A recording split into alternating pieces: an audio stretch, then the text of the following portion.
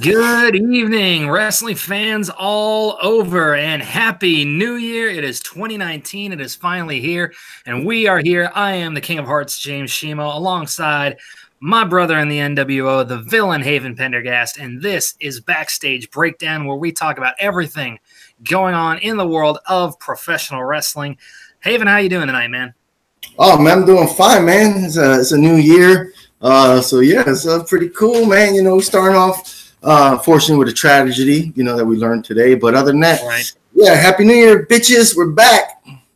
Absolutely. And as Haven was alluding to, we do have some sad news to report. First thing off, I'm sure a lot of you saw this through Twitter or any other number of sources throughout the day, but we did find out that earlier today, Mean Gene Okerlund did end up passing away. Mean Gene was honestly one of the biggest influences, at least in my enjoyment of professional wrestling. Him and JR on commentary were probably two of my favorite parts of pro wrestling for the longest time. Just his interviews, his energy, the way he carried himself. Obviously, starting one of the better, more, I guess you could call it, the more longest running gags in professional wrestling. Let me tell you something, Mean Gene. Like, I mean, that's it. That line alone is iconic, and then you'll never forget some of the more memorable moments with him. He was one of my favorite parts of that short-lived reality series on the WWE Network, Legends House. I'm surprised they haven't done another one of those. I felt like it would be a nice way to keep the memory of Roddy Piper and now obviously Mean Gene alive. But it's WWE's prerogative. But overall, like I said, sad news with the passing of Mean Gene. But when you think about the years that he put into the business and what he was able to accomplish and the lives that he was able to touch, it was definitely a long and I think even he would say a fulfilling life. Haven, your thoughts on Mean Gene? Yeah, man, you nailed it on the head, man. He was like when you think about now, when you think about watching wrestling back in the day, there's only certain names that come up that are not wrestlers, because there was so many wrestlers, from the early 80s, to the 90s. But Mean Gene was just, he was like, if there had to be a Mount Rushmore of just wrestling figureheads, he'll be up there, man, because that dude just, he never took no guff. He always asked the good questions or the funny questions when he was interviewing a heel. He let him know that he didn't like them and stuff. But, man, he was just – and he had a unique voice and a unique look. And, from WWE or now WWE to WCW, like, he was always there. Like, you've seen him every week. And it's sadly something missing today in wrestling, was just having that presence of just the interviewer, because nobody has that personality.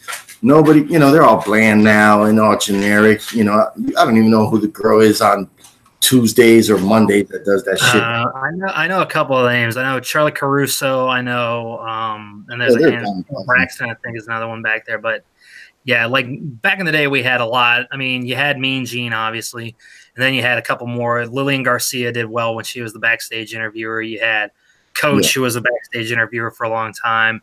Todd Grisham, Tom Phillips. Yeah, you had a couple who came through that actually did well for themselves, but there was only one originator of it, and that of course, was Mean Gene. Yeah, like I said, some of my favorite moments, you brought this up earlier off camera, SummerSlam 1989, the interview with Rick Rude and Bobby the Brain Heenan, and all of a sudden the poster comes down in the back, and he just completely loses his cool. That was hilarious. Him trying his best to get the whole gobbledygooker thing over at Survivor Series 1990. That's always been hilarious. He tries to, roll around off the ropes and he trips himself up. That's obviously fun. And then I was just thinking another one, the Gimmick Battle Royal at WrestleMania 18, I think? 17, 18? I think so. It was but yeah, him and Bobby the Brain Heenan on commentary were absolutely hilarious. So I think those are my three biggest memories of Mean Gene. What about you? Yeah, that of course when the sign dropped and he cusses, live on TV, that was always fun. There was a couple more I was thinking about when, you could tell he was just ready to laugh, and sometimes he did, like he would turn around and start laughing. And the one time when he was interviewing Sid Vicious and Sid messed up, It was like, yeah. and he's like, no, dude, we're live. You're like, there's no. Was that him or was that JR? It sounded like JR. Was that that was in WCW, and JR wasn't really doing interviews though. So you can go back and listen to the clip. It sounds like JR's voice to me, but it might have been. But yeah, he was, man. He just, like you said, the whole thing with Hollywood or with Hogan. Let me tell you something, Mean Gene, and everybody after that always, trying to get something of what Mean Gene. Yeah. But he was. Even AJ Styles pulled that line out last year, I think, on like an old school Raw or something. Yeah. It was some episode of SmackDown, I guess, where Mean Gene was there. And then, of course, obviously, we can't forget his interview in the NWO Bash at the Beach that year. I mean, that was always fun. So just so many great memories. Mean Gene, you will be sorely missed. Hopefully you're having some fun causing mayhem with Roddy Piper somewhere, but we miss you, man. Oh, yeah. But yeah, obviously now we move on to honestly the first really big piece of wrestling news that we got in 2019, because it happened literally at midnight Pacific time.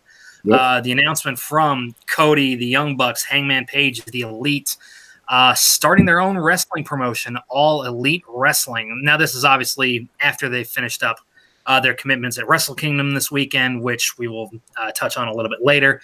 Noticeable by their absences in the video are Kenny Omega and Marty Scurll. Marty, I think his Ring of Honor contract is extended out a little bit longer, and I know Kenny, he's still got commitments, I believe, with New Japan, at least up until this weekend, if not a little bit further out. So maybe that's why they're not directly involved as of right now. But we do know that All Elite Wrestling is a thing. They've already got merch available at ProWrestlingTees.com. And we do know one of their big shows, if not their very first big show, will be the sequel to All In, Double or Nothing. Nothing has been announced with that as far as a location, a date, a time, any of that as of yet. Based on the promotional imagery, one would assume possibly Vegas, but we don't know. We will hopefully find out more about that, as they have announced that January 8th in Jacksonville, Florida, they will be having a press conference discussing things regarding All Elite Wrestling and their plans moving forward, which is actually interesting considering that Smackdown is actually emanating from Jacksonville, Florida on the same night. Yep. So that's very interesting to note.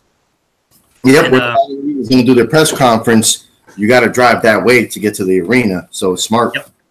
Yeah, absolutely. Smart positioning. And I think that's the biggest thing with regards to All Elite Wrestling. And I mean, you look at All In. All In was a complete DIY from the ground up, just completely. These guys handled all of it, from the booking to the production to getting the talent on board to making calls to finding a venue, securing sponsors like Cracker Barrel, Hot Topic, all of that. And like, these guys, against seemingly all of the odds and against the better judgment of several other people in the business, including guys like Dave Meltzer, Kerry Silkin, and a bunch of other people who told them, you're not going to, if you do it this way, it's not going to work out. And I know, because I listened to Talk is Jericho when Cody and the Bucks were on promoting All In. They talked about how Jericho had told Vince about All In, and he said, "Oh, well, I wish they would have called me. September's the worst time of year to promote." And it's like, yeah, like Cody's just got your number on speed dial if he's got any questions about the wrestling business, Vince. It's like, seriously, you're the one who's stuck him with that Stardust gimmick. But yeah, and then they mentioned, like I said, Kerry Silkin is a well-known ticket broker as well in the wrestling business, said you can't go on sale on a Sunday. You've got to do a pre-sale, all of this stuff, in which, the ship had already sailed on that. And then 30 minutes later, he sends him a text message and goes, "I was so wrong." But yeah, you see the success from that. And I think if they had just gone with doing All Elite Wrestling and then doing all of this stuff without doing All In first, I don't think they would have nearly the kind of traction that they do. But because they did All In, and because it's now been reported that they're actually working with the owners of the Jacksonville Jaguars, hence why they're doing all their stuff in Jacksonville. But they've got that family backing them, bankrolling the contracts. They're signing people to multiple-year contracts, or at least that's what they're hoping to do.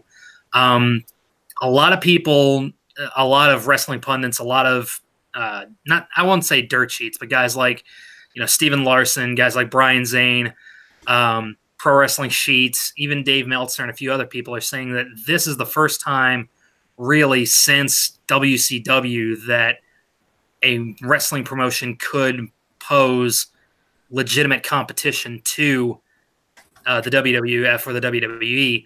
I think it's a little too early to say that right now, but considering, like I said, the success of All In, and if they can build upon that and they have a proven track record over like a couple of years of putting out a quality product, quality shows, and the booking makes sense and the people are into it, you never know.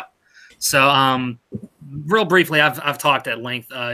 Haven, your thoughts on All Elite Wrestling, Double or Nothing? What do you think is going to happen with this? I don't know, to be honest, because I've heard the same stuff you have heard. I've listened to other people talk about and speculate, and everybody's coming to the same conclusion. It's like right now they're still shopping for a TV deal. If they don't get a TV deal, then this shit is just going to end up being nothing. They're going to have to end up going to sign somewhere else. If they don't get a TV deal, there's a lot of wrestling out there, and for people to think, oh, man, this could be like a WCW again, it's like, no, they can't. To be honest, I like the guys, but it wasn't the Elite that was, bringing in the people. It was the Bullet Club. The Bullet Club was on fire. They were all part of the Bullet Club. Without the Bullet Club now, it depends on who they sign as wrestlers, because a lot of these companies are, and especially WWE, they're snatching up everybody they can, no matter if they're ever going to use them or not. They could get a good relationship going with Mexico. They could get a relationship with New Japan, depending on how ROH feels about it, since they were with ROH, a few of those guys. Right now, they got maybe 10 people signed. Well, maybe not even 10. So, and that's the weird thing about it, because, like, for much flack I give Triple H, he's pretty much done with wrestling. And he's running NXT. Yeah, he'll wrestle occasionally here and there and pretty much win the matches, because he's Triple H. But like, it's like, these guys are all like pretty much Cody Rhodes and the Young Bucks are pretty much like the leaders of it. Hangman Page, I don't know if he has stake in the thing. He's signed the contract. He'll wrestle. SoCal or Bad Influence, whatever you want to call them, those guys will probably sign. And then it's like, yeah. But then it's like, you need more wrestlers than that. Are you going to get an hour time slot? 2 hours? You got to really start bringing in people in. And, we've heard rumors, they could sign these people, because WWE right now is not doing that great when it comes to morale, for their wrestlers. So it might backfire on them signing all these people. Maybe some of those people, when their contracts are up, will get out of there. But right now it's just so uncertain. Like, I hope they do well. All Elite 2, I believe, would do well, because they could always get people from, like I said, Mexico, New Japan, other promotions to come wrestle for them. It really just, because even ROH right now is signing a lot of people on the independent scenes to fill up their rosters, since a lot of their guys left. So I don't know if ROH is going to be really down to work with them. Impact Wrestling, they're moving to a new channel. When people say like, oh man, this could be WCW again, I'm like, whoa, slow it down there, buddy. These guys, to be like, even right now, like, as popular wrestling is, they don't have any big names that people are going to be like, oh shit, 2 million people ain't going to turn to go watch that. When it debuts, maybe 1 million might, just to check it out. MLW's been around for a while. Even I watch a couple episodes, some I don't watch, and it's all wrestlers that I'm like, whatever. It's all straight up indie guys, pretty much.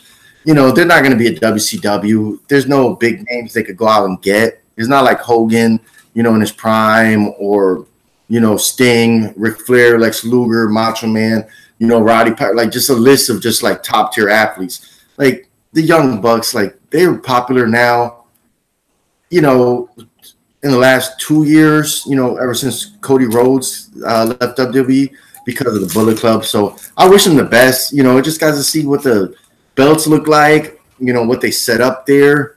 If they bring in a women's division, because I know Brandy was wrestling for a little while, and just like, who can they actually realistically get that's gonna, people say like, oh, the Revival, and the the Good Brothers, and it's like, yeah, all right, so yeah, they're gonna wrestle every other week against the same people. You know, it's like you need a roster. You need at least, I don't know, 20, 30 people to like, you know, once you go to production to go on TV and be like, okay, we know what we're gonna do because, you know, I don't know. It's just I hope them the best. I mean, the guy has more money than Vince. The guy has more money than WWE.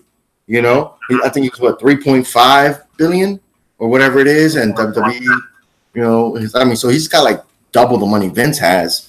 But, you know, Ted Turner had more money than Vince, but you see what happened there. So it's changing. It's new and exciting, and I hope they do well. I just, you know, realistically, I'm just hoping that because, yeah, I mean, the Young Bucks, Cody's great, but but nobody ever says like, oh, yeah, Cody's in my top 5 or top 10 greatest wrestlers of all time. It's like he's a good worker.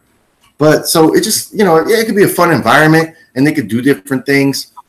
And if fucking WWE wasn't snatching everybody left and right, there'll be a wider market for them to get more people. But right now, you know, it's just everybody's fighting to try to snatch up signings. So it's we got to wait and see now. WWE right now has more people than they know what to do with, and that's not a good thing. They've got way too many people on the payroll, but they're not utilizing any of the talent. They're just gathering them up so nobody else. And that, to some people, will say, "Oh, it's smart business because they're, you know, getting all these indie guys who have good work rates." But if they're not using them, all it really shows me is that they're scared. Yeah. They're worried about these guys going other places because it's proving that you don't have to go to the WWE to make money anymore. I will agree with you that it is way too early to call All Elite Wrestling the next WCW. Like I said, give it a year, maybe 2, then maybe we'll talk. But I will slightly disagree with you on a few things. I don't know necessarily if the Bullet Club is what drew people to All In, because from what I understand, about 90% of the people that Cody and the Bucks and everybody else met at StarCast, really, and who they've been meeting like for the longest time, they've only really known these guys from being the Elite. I think being the Elite is really what drew them to, you know, All In, as well as a few. Obviously, you know, if they watched Ring of Honor, if they watched New Japan or anything like that, yeah, there is a little overlap there. But like they'll talk about, like, most of the people that they talk to won't even compliment them on their matches anymore. They just say, "Oh, really love your YouTube show. I love being the Elite. Watch it every week." Like, they know every single bit. So I feel like being the Elite might have been more of the catalyst for the success of All In, at least to a degree. Another thing I will, like I said, another thing I will slightly disagree with is, as far as like TV deals go, we've already seen them work with WGN America before, because the whole first hour of All In was broadcast free on WGN America. Yep. So they've got a pre-existing relationship there that they could potentially exploit. Now, whether they want to go with WGN America or if they want to go with something a little bit more mainstream, you know, maybe put it on the Paramount Network or, you know, any other kind of, you know, more, I don't want to say basic cable, but, you know, not an expanded cable or like, you know, satellite TV or anything kind of deal. Yeah, obviously that's one you want to look for more than anything else. But at the same time, if you've got that pre-existing relationship there, it never hurts to actually explore that avenue. It's just hard, you know. TNA Impact, you know, when they started right after WCW closed down and ECW, you thought that they would have been bigger or rivaled. You know, they got a lot of great talent, Rhino, Raven, you know, a lot of the guys, you know, DDP was there for a little bit, not as a wrestler, but even he couldn't really thread the needle. And it's just, to me, it's interesting that, like, a lot of these wrestling companies are pretty much based in Florida. Like TNA was based, well, yeah, they had their offices in Nashville, but they were taping in Orlando. MLW tapes in Orlando, you know, NXT tapes in Florida, you know, and now they're based out of, you know, Tampa or Jacksonville, you know, because the owner of Jacksonville. So I'm like, that's pretty cool. And they might try to do something here because a lot of the wrestlers live, you know, in Florida, Tampa, and a lot of places like that. And there's some names that they could probably get, you know, but as being the WCW, or it's like, man, cut it out, man. Those guys are nowhere near as big as those guys from the 80s and 90s. Right. Well, like I said, as of right now, I do agree that it is way too early to call them the next WCW, the next big rival to the WWE. It's way too early to call that. Give it a little while, see if it gains any steam, and then we can talk about it in about a year or so. But regardless, from a lot of the other information that I have put together is Cody Rhodes and Bucks are basically acting like executive vice presidents and producers of the whole company. Yep. Basically, from what I can tell, the Cody is going to be basically in charge of production, whereas the Bucks are basically going to be in charge of the booking. So it'll be interesting to see where it goes. But like I said, I wish these guys all the success in the world. They're highly entertaining. They've put on some fantastic matches for Ring of Honor, for New Japan, countless hours of entertainment and being the elite. So I wish these guys nothing but the best. Then in any case, let's go ahead and get into the meat of what we're here to talk about. Raw and SmackDown for this week. Raw, we'll start off with Monday Night Raw, New Year's Eve edition. Starts off with an actual match for a change, not a 20-minute promo segment. Steel cage match between Dolph Ziggler and Drew McIntyre. This was actually a pretty good match. Really good back and forth, really violent. McIntyre looked like a freaking beast, which he obviously should at all times. Match ends when Drew hits back-to-back Claymore kicks on Ziggler. Afterwards, McIntyre then takes out Ziggler again with a steel chair and then grabs on the mic, says, "Hey, I'm the king of the jungle around here. I'm winning the Royal Rumble. I'm taking the Universal title." Ziggler gets back up. Drew lays him out with another Claymore kick, then walks back up the ramp. All right. For crying out loud, I hate these result pages where you have to switch pages in order to freaking. It was a good match. Good opening for Raw. Like both guys could go.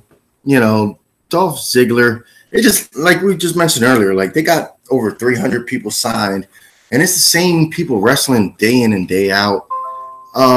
But yeah, it was cool to see it in the cage. That kind of escalated quickly. You know, you would think the cage match would be like the fallout or the final match between a feud, and just be like, "Hey, we're having a cage match." It was like, "Oh, okay," but I mean, it was good. I mean, you know, those both guys could go. The right guy went over.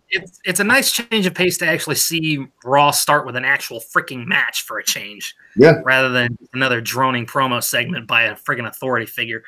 In any case, next up we had a Seth Rollins promo. He comes out, talks about doesn't do New Year's resolutions, but he will say this: he wants his rematch with Dean Ambrose for the Intercontinental title. He wants it right now. Out comes Triple H, who we saw pull up in a limo with Shane backstage. Triple H comes out and he says, "Well, look, there's no more automatic rematch clauses anymore. So unfortunately, that Intercontinental Championship match that you want is going to have to wait." You know, and then he goes, "You know, I really want. I'm trying to paraphrase here, but he goes, I got a question. You know, what happened to you? You know, where's that fire I saw a little while ago?" And then obviously Seth fights back. It's like, really, I've been carrying this whole damn show while Brock Lesnar's been sitting on his ass doing nothing. I've been having great matches with guys like Finn Balor, guys like, you know, Mojo Rawley of all freaking people. And then he, you know, goes in and, "What do you want? You want that soulless bastard to do whatever it takes to win?" And Triple H doesn't mince words. He just says, "Yes." And Seth goes, "Fine. I'll tear down Dean Ambrose. I'll take that Intercontinental title back. I'll tear down Brock Lesnar. I'll take the Universal title while I'm at it. And if you and your damn family get in my way, I'll burn you guys down too." So that was pretty cool. Shane McMahon comes out and says, well, in the middle of all of that, Triple H drops the bomb. It's like, "Oh, by the way, you're facing Bobby Lashley later tonight." So that'll be an interesting discussion there. Shane comes out trying to defuse the situation, says, "Hey, let's cool it down here. Seth, clear the ring. Hunter, let's go backstage." Up next, we've actually got a battle royal to determine the #1 contender to the Intercontinental Championship, and that person will face Dean Ambrose later tonight. They call it a fresh start battle royal. They're going to be throwing that fresh start phrase along. They're going to be throwing that around all freaking night and into Tuesday. So fucking battle royal on Monday night, full of goddamn jobbers. Mm-hmm. Yeah, I'm gonna say enhancement talent is what I guess they prefer to be called. It's the more politically correct term, I guess. But yeah, just a bunch of people who have a hard time getting camera time all day long. Let's see if I can make a heads or tails out of all the people. There were a ton of people in there. Let's see. You had most of the mid card you had Lucha House Party were in there. You had Slater, no, Slater and Rhino weren't in there. You had Mojo, Tyler Breeze, Zack Ryder. You had the Ascension in there. You had a bunch of, and then of course you had Zack Ryder, who had his first match on Raw in the entirety of 2018. So that was a bad one. And you also had Apollo Crews, Kurt Hawkins, and Baron Corbin.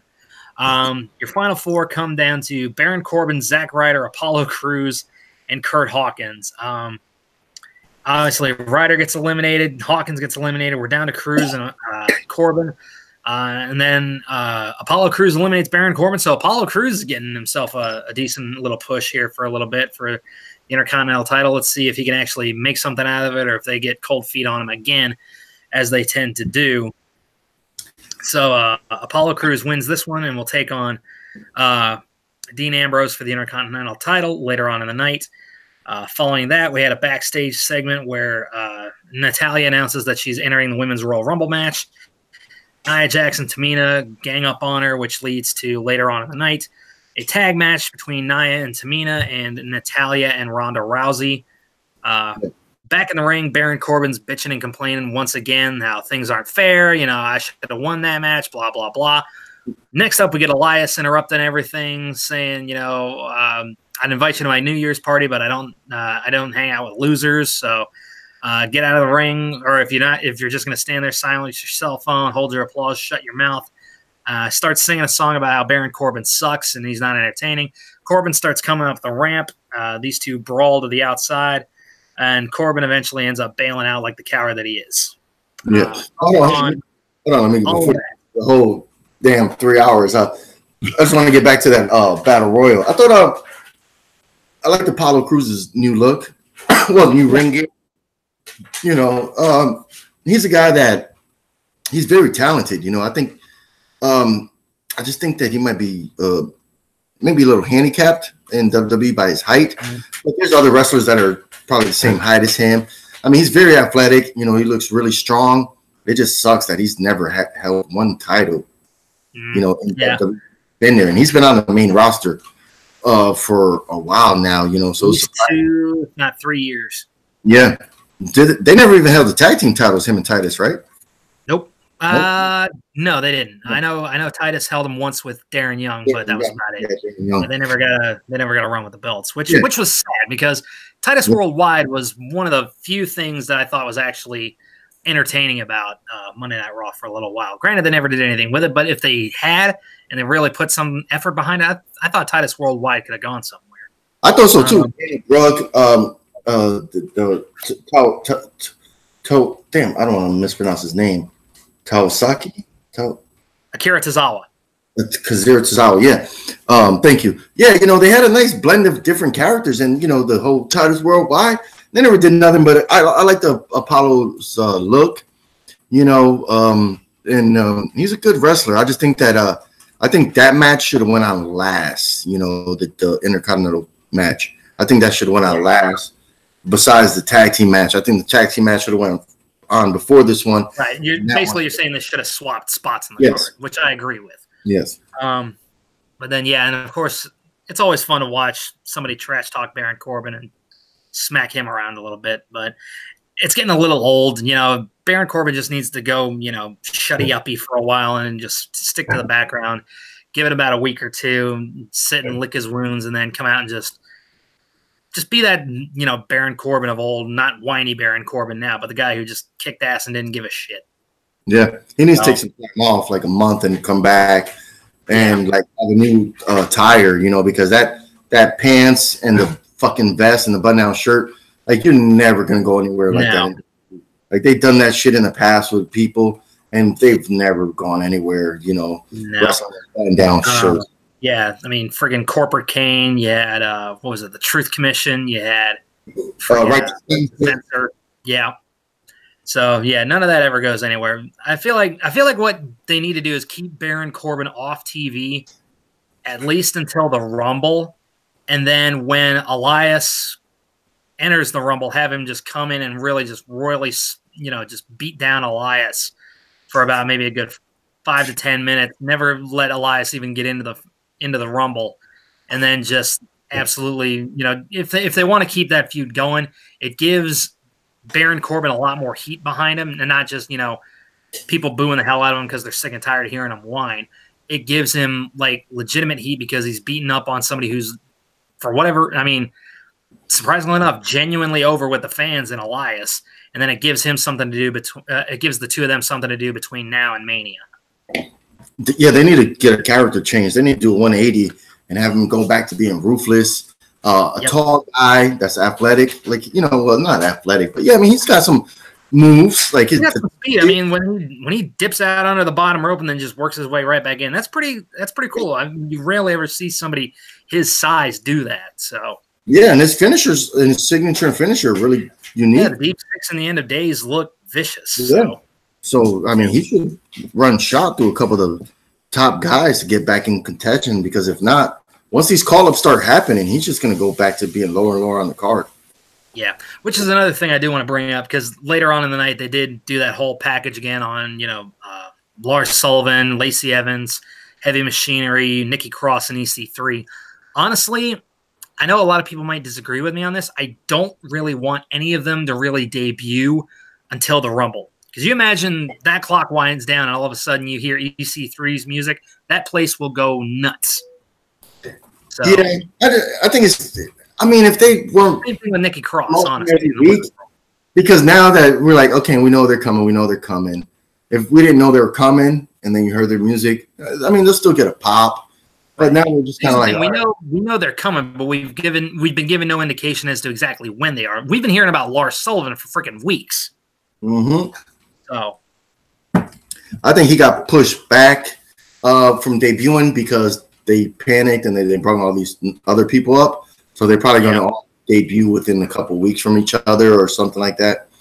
Which, yeah, it is what it is. Anyway, next up we had the Riott Squad versus Ember Moon and the Boss and Hug Connection, which, God, that is a stupid team name. Oh, why in the world would they? First of all, it's not the first time we've really seen somebody try to mimic the whole Mick Foley and the Rock and Sock connection. It's not the first time somebody's tried to redo that, but it just doesn't work. They need a new team name. The matching gear and everything I'm cool with. They need a different name. I'm sorry.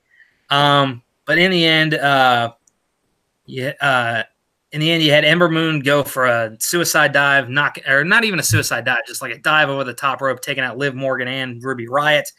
In the ring, Banks hits the backstabber when Bayley then jumps off the top rope with a Macho Man elbow.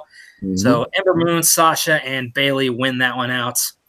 So decent match. Obviously we're going to get a lot more of these 6-woman tags and obviously just straight up tag team matches with the women now, with the announcement that we are getting women's tag team championships in 2019. Those, if I had to bet, I'd bet those actually don't, the women's tag team champs, at least in my opinion, will not get crowned until Mania, because that's the smartest way to do it. Get a build up to Mania, make it mean something, have a prominent spot on the main card. So they've got enough time to build it. They've got enough time to really fill out the female rosters on both shows with more call-ups in order to actually form these tag teams. So it just makes a lot more sense to me. We're seeing it in a lot of ways anyway. You got Bayley and Sasha. You've got Natalya and Ronda. You've got Nia and Tamina. You've got the Riott Squad. So that's at least 4 on Raw right now. If you get somebody up there with Ember Moon who can really go, that gives you a 5th one there. And then over on the SmackDown side of things, you got the Iconics. You got Naomi and Asuka. They've been known to team together once or twice. Mm-hmm. If they weren't so heated with each other, Charlotte and Becky.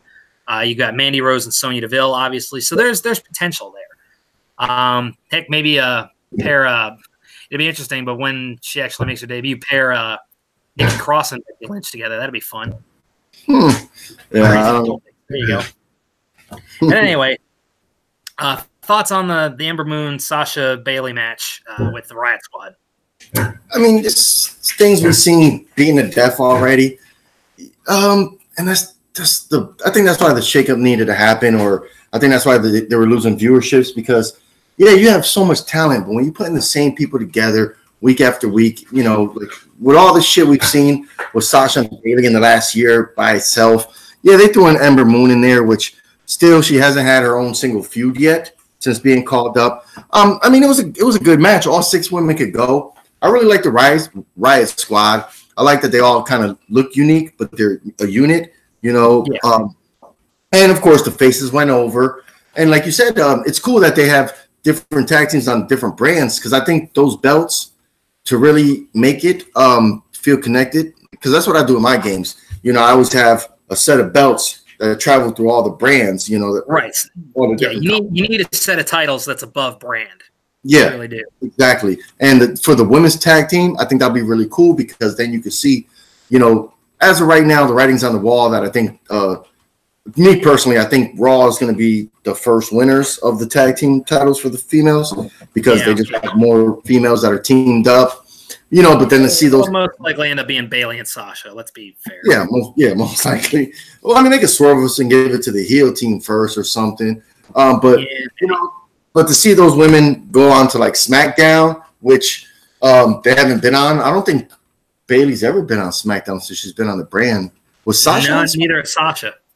No, they've been Raw loyalists, right? So to see them on SmackDown defending titles, that'd be a big pop, you know, because they could both go on to win. They have great chemistry. So I think that would be unique, And then, of course, they could always go down to NXT for a day and defend the titles there, which, you know, was to say next year after Mania won the titles, like you say, I agree with you 100%, that I think they could build up like a team like they did the Mixed Match Challenge. They could start doing that before Mania to get all the teams flushed out and to get some wins and to figure out what 2 teams are going to wrestle at WrestleMania to crown the new champions.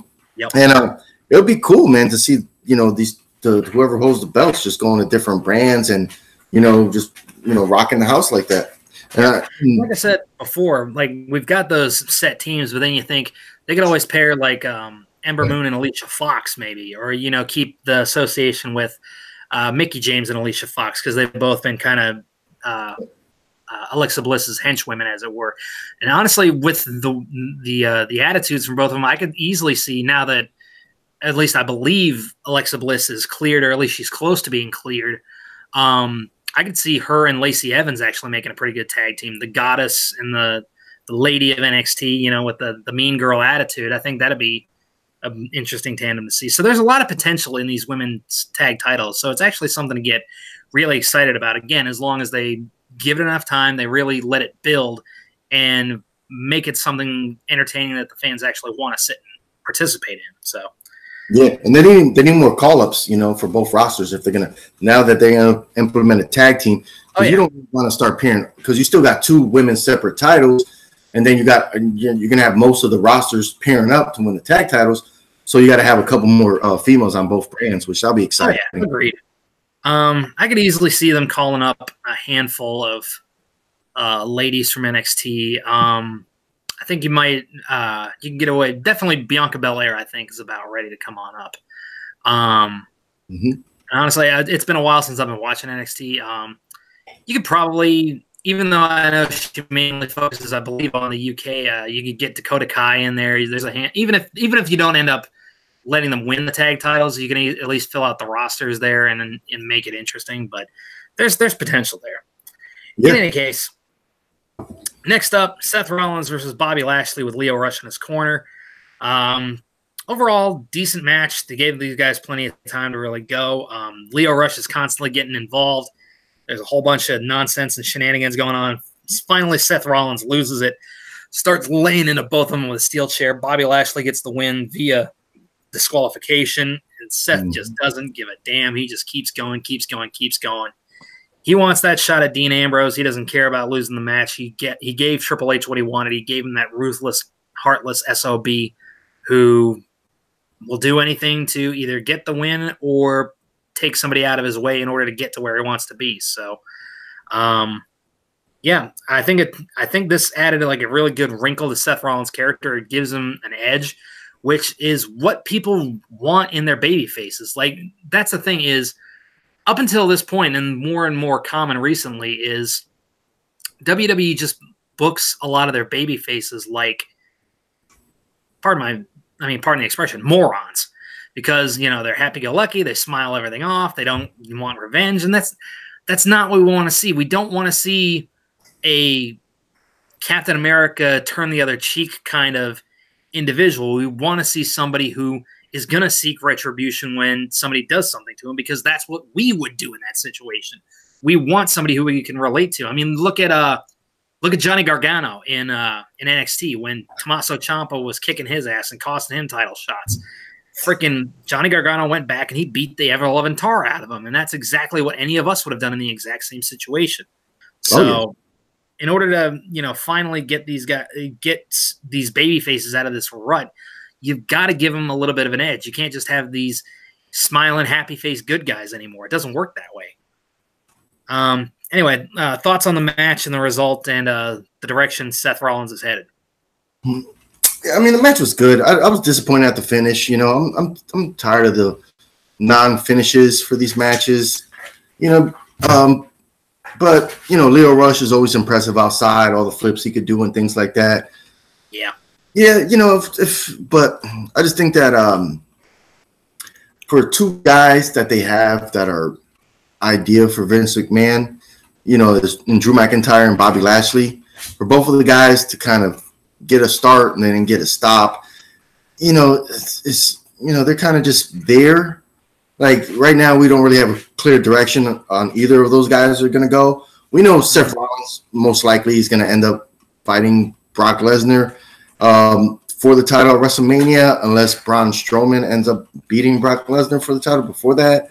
And that's another guy that, you know, because of his injury, he's not around at the moment. But he had so many stop and starts too that when he comes back, I don't know if they're gonna be able to capture that lightning in the bottle that they did when they had Braun Strowman just being this beast. You know, all the feats of strength and all the battles with Roman Reigns seem kind of like wasted now, you know, because they, you know, flip-flopped with that guy so much. That, you know, Bobby Lashley, I hope, you know, he's a great wrestler, and him and Seth could go in the ring. I just wish that the finish was definitive, you know, like a clear finish. But yeah, they both had a good match. Yeah, I'll agree with you. The kind of non-finishes or the DQ finishes or the dusty finishes, as it's called in the biz, they do get annoying more often than not. The only time I'm really okay with them is if it advances, like I said, a character motivation or like a character turn, or, you know, like if it serves to further the angle rather than just to, neither of these guys really can afford to look weak right now. Let's just go ahead and throw that in there, which honestly, Bobby Lashley's looked weak enough with the kind of crappy freaking programs that they've been giving him recently. So you really weren't going to do anything to tarnish him if Seth went over clean. But it really was, like I said, I was okay with it in this situation because it furthers that storyline of Seth Rollins tapping into that darker place that he needs to go to in order to get the job done, to either take the Intercontinental title and or the Universal title. So, like I said, that's why it didn't bother me, I think, about as much as it did you. All right. Next up, we had a tag team match. It was Slater and Rhino against Jinder Mahal and the Singh brothers, 3-on-2 handicap match. Like I said, there really wasn't much to this match. This was basically just a continuation from last week when Rhino dressed up as Santa Claus and attacked Jinder and the Singh brothers after they started beating down on Heath Slater. In the end, the Singh brothers proved to be the difference makers for Jinder Mahal as he hits the Colossus on a distracted Rhino in order to get the win for that team. Interesting to see Jinder get a win for a change. Sad that they it's the same 50-50 booking as usual. You know, Rhino beat up Jinder and the Singhs last week. Oh, Jinder gets his win back this week. It's like, come on, can't we just let the heels really get their asses kicked for a change rather than always having to go flip flopping on booking? Did you anyway, thoughts on that very, very quick match? Did you notice anything about the Singh brothers? Yeah, they had ring gear for the first time for freaking ever. I thought that was cool, and they're not just dressing in the slacks and the shirts there anymore, which is cool. I mean, we haven't really seen them wear anything like that since they were still known as the Bollywood Boys, and all of that was going down. But did you notice that? Yeah, it was cool to finally see them get that. Yeah, did you notice they had like tassels on their boots and stuff? I did notice that. I'm thinking that might be a shot to the Young Bucks, maybe. Like, yeah, well, I mean, a lot of people were saying that about last week's episode of SmackDown when AJ, slapped the piss out of Vince, and Vince is going, yeah, I like that. And it's like, yeah, there was a lot of them were thinking it's a reference to being the Elite, which I can see, but honestly, from what I can tell about Vince McMahon, like, if it doesn't happen on his programming, he doesn't care. Like, he doesn't watch Impact, from what I can tell. He doesn't watch New Japan, doesn't watch Ring of Honor. No. He doesn't really pay attention to it, and honestly, I don't know if he even wants to know about that. So, could it have been a shot at the Young Bucks? Maybe, but honestly, I don't think Vince McMahon pays enough attention to them to really give a damn. But that's just me. Yeah, I think so too. I just think that the close, because right now, if I was him, like he's done it before, where he could be like, oh, those guys turned us down. Well, we got two twins right here. Like, hey, just let them look similar and do the same moves. That's the thing is Matt and Nick aren't even twins. I think Matt's like 4 years older than. Yeah. Well, I mean brothers though, so they could just be like, hey, guys, they're similar built. They're not super tall guys. So maybe Vince could say. I mean, to be fair, they could have done the same thing with the Colognes on SmackDown or something like that. But in any case, yeah. But yeah, like I said, just really quick match, kind of throwaway. And then, of course, the Intercontinental title match between Dean Ambrose and Apollo Crews. Good spot, good matches overall. Good spots for both guys. Crews really getting another chance to shine. Second time on the same show. Not quite enough on this night. Ends up going for his sit-out powerbomb. Dean grabs the ropes, and then ultimately Dean hits the Dirty Deeds for the win to retain the Intercontinental Championship. Overall, like I said, I thought it was a very solid match, especially for a Monday Night Raw. Normally, you get these really quick matches for titles on Raw because you really don't expect much out of them, unless it's like one of these open challenges that Cena was doing with the U.S. title or that Rollins was doing for the IC title not too long ago. But overall thoughts on the match? It was really good. It was good. Not pay-per-view quality. That's why it's on the Raw. I've noticed that in the last couple months, they've been doing a lot of these longer matches, trying to get back into wrestling. But yeah, to me, I just personally, God damn it, Paulie. To me, I've never really been a Dean Ambrose fan. I do like Apollo, and I like that he had shine. I wish Dean would have incorporated maybe one or two new moves when he got back. That's kind of I noticed that doesn't really happen anymore. Like back in the day, a wrestler, if he was injured or come back, he'll incorporate a new move or something. But Dean, I'm just never been a fan of his. Just he has a proven track record of holding titles and doing nothing memorable with them. So, I mean, his look. I don't know if that's more. I don't know if that's more his fault or creative's fault, but yeah, I mean, I don't know, but I mean, he's had the title plenty of times on both brands, and none of them were really memorable. So, I got to really, kind of chalk it up with him sometimes. His look, I mean, the jacket, whatever. But first of all, get rid of that stupid siren. God damn, is that annoying? I don't really mind it. I know a lot of people are like, "Oh, the siren." I'm like, that's a theme. Like Scott Steiner had one. When he used to come on TNA, they used to do. I mean, it's right, but I mean that's it's slightly different. I mean, that's a police siren, whereas that's like a nuclear, air raid siren or whatever. And it's just, like I said, it doesn't fit with his music. It doesn't fit rhythmically, and it grates on me just a little bit. But like I said, that could be my hang up and not anybody else's. So no, a lot of people agree with you. I've listened to it a couple times now, and I was like, to me, it didn't really bother me because I've never really liked his theme music to begin with. It's never been that great to me. But so I was like, all right, it's okay. But it is what it is. And to culminate the evening, like we said, this match we felt like should have been flip-flopped with the last one. Ronda Rousey and Natalya going up against Nia Jax and Tamina. Decent back and forth by both ladies. Natalya got the brunt of the heat from the heels, obviously. The main story of the whole match was Natalya trying to get back to her corner to tag in Ronda. Eventually she does. Ronda comes in. Eventually works her way out of, I can't remember exactly what move it is, locks Tamina into the armbar and tap, tap, tap, tap, tap. So Natalya and Ronda go over. in order to close out the show and the final Raw of 2018. Like I said, the match wasn't bad, but at this point, it was just like, meh. I mean, we kind of already seen this a couple different times. Like we saw Ronda and who was it, Ember Moon, in this exact same situation because Natalya attacked a while back.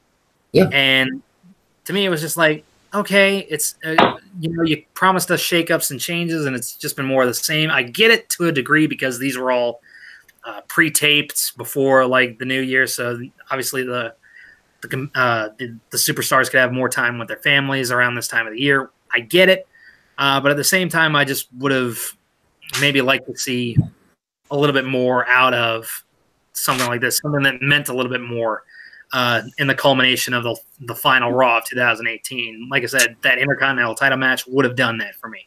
But overall, I didn't think it was terrible. What about you? Like you said, literally that match, the same match happened with Ember Moon, not Natalya, literally not even a month ago. Like this happened, they actually teamed up on Raw. Not even 3 weeks. The last 3 weeks were trash. Yeah, like literally the 2 weeks before that, maybe. So it wasn't like it was months ago or so long ago. It's just like we've seen this match to close out the year on that note. I just thought that it was just bad. Like I know they want to give women more time and stuff, but you got to give it to the right women. Like if it was SmackDown, I could see them having a main event with the women because they're really over, wrestling ass off. Over here, you got, Natalya's the only veteran that really knows the craft. You still got Nia, which, people up and down will say, oh, man, that's, she's still kind of green. And then Tamiya's doesn't really have too many moves. And Ronda's new. So it just, this match was just not the right call to be the last match of the year. The crowd didn't care, so why should we, Yeah. Overall, like I said, not to say that the show as a whole was bad, but just to end it on that note was just a little just confusing and a little bit of a letdown. So, but in any case, let's go ahead and move on then now to Tuesday Night SmackDown Live, the first SmackDown, the first WWE show of 2019. Opens with the New Day coming down in their New Year finery. Obviously, Big E is dressed as Baby New Year, which was a little disturbing to see, especially when he's pulling pancakes out of his diaper to eat. Mm-hmm. No, thank you. Hopefully, he was wearing some kind of something or other to keep his junk off of those. In any case, they mentioned that they will all three be part of the Men's Royal Rumble match.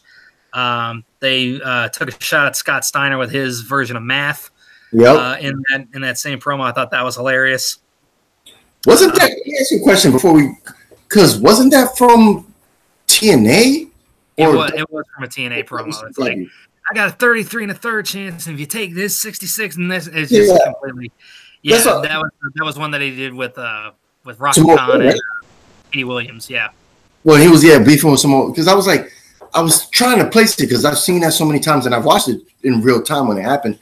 But I couldn't recall if it was from, TNA or it was from WCW. So I was like, oh, that's kind of a weird throw out of nowhere, So somebody's been watching TNA. If anybody was going to do that, I mean, the New Day are the right guys to do that. So they then mentioned that they're, aiming to take shots at Brock Lesnar, not showing up. They make a announcement that there's no more pancakes for doctor's orders. And then, of course, like I said before, Big E's taking pancakes out of the diaper, throwing them to people, eating them up. Big E announces that later tonight there's a fatal five-way to determine Daniel Bryan's next opponent at the Royal Rumble. There's going to be a qualifier to determine the fifth opponent, Samoa Joe versus Jeff Hardy, and that leads into this.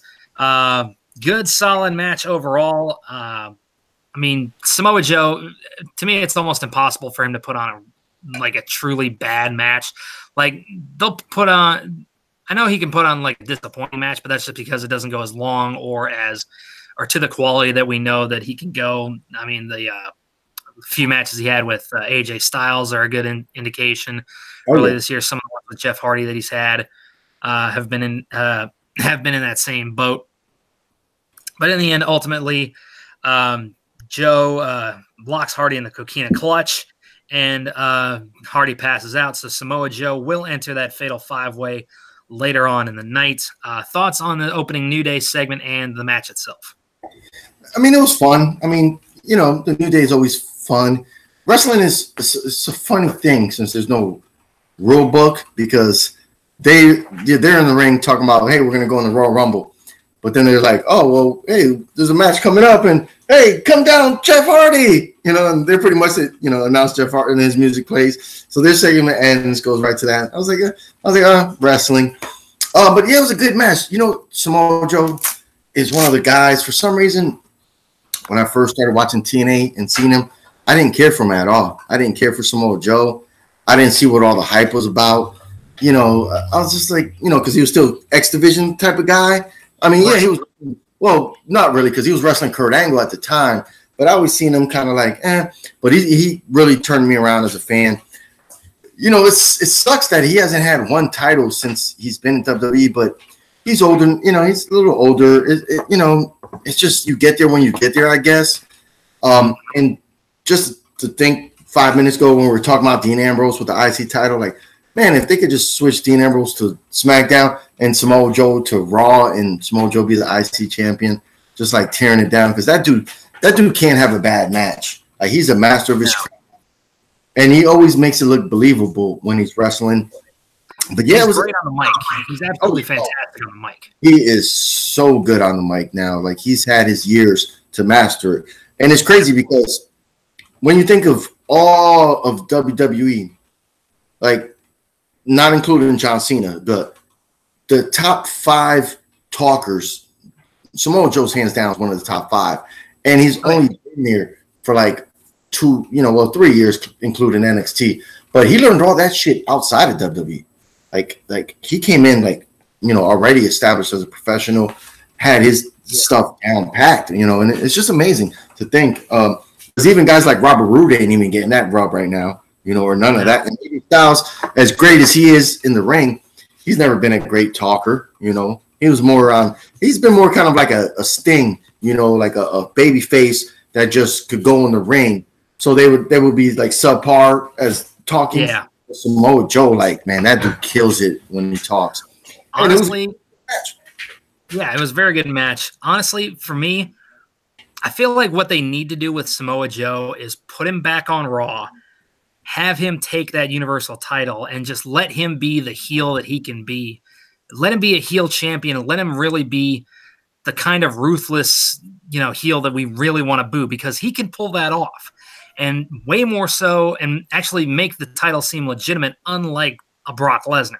Yeah. He can be the guy that so many, I mean, can you imagine Samoa Joe versus Braun Strowman in some kind of no disqualification match, and Samoa Joe outthinking Braun, knocks Braun down, duct tapes him to the ring post like Cena did to Batista, and then throws him in that coquina clutch, and he can't get up. Can you imagine that?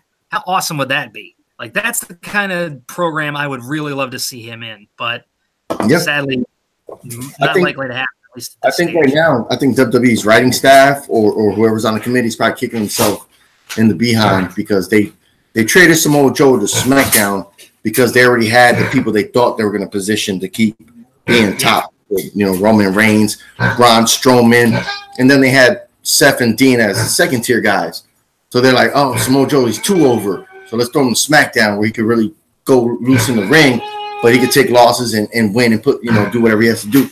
And you're right, man. If they would have kept him on Raw, you know, if they never traded him to SmackDown, he should have been either, you know, that Universal or Intercontinental Champion, because he can have great matches with anybody, and he doesn't fear nobody. Like, yeah, they could have did a lot with him. Oop, let me turn this off right quick because no problem. So yeah, like I said, Samoa Joe is such a good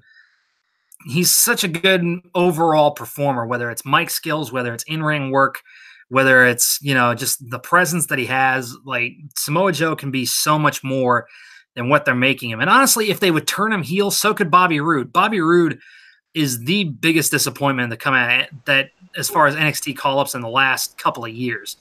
Because, I mean, guys like Tyler Breeze, guys like the Ascension, granted we had high hopes for them, high hopes for the Revival, but when you think of the caliber of an athlete that Bobby Roode is and what he brought to NXT and the NXT title. And then to see what he's been relegated to on the main roster is just completely disappointing.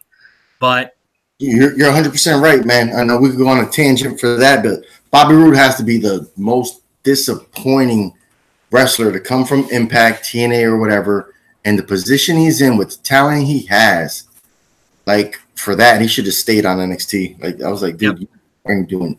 Like, it's sad. AJ Styles. Here's how you fix Bobby Roode. And I know a lot of people are going to disagree with me on this, but hear me out. Let him run with Gable for a little while. Make him lose the tag titles. Have him chase it, try to get it back. Then all of a sudden, after they lose another match, have James Storm come in out of the crowd. Yes. Kick the hell out of Gable. Have them both tag team, put beer money together, and let them just run roughshod over Monday Night Raw. That's what needs to happen. Beer money needs to be in WWE. Yep. Are they going to do it? No, but it'd be awesome.